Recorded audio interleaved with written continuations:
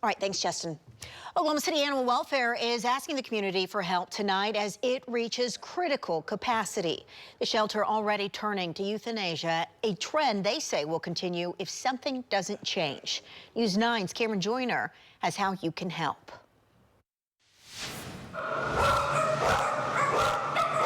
We're still euthanizing today for space. In a shelter designed to hold 300 dogs. We really have to make sure that we do what we can to get animals out of the shelter as quickly as possible. OKC Animal Welfare spokesperson John Gary says every shelter has a breaking point, and they're way past theirs. Right now, we're about 150% of capacity. We're about 450 dogs, and we're in a crisis with the capacity situation. Forcing the shelter to take extreme measures. It's always scary.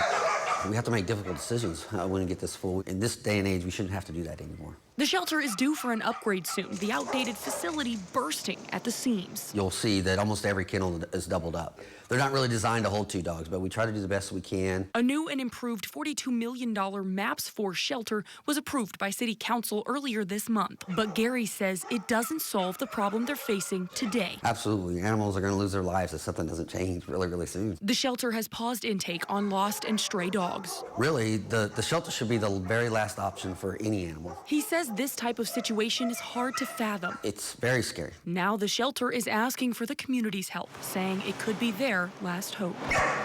Come in to adopt and foster or whatever way they can help. There's so many animals here in need, and you'd be surprised at the ones that you fall in love with once you're here and you meet them and interact with them. Adoption fees are waived for dogs over 40 pounds, but even if you can't adopt a pup, OKC Animal Welfare encourages fostering, donations, and volunteering as another way to get involved and help turn things around. In Oklahoma City, Cameron Joyner, Oklahoma's Own, News 9.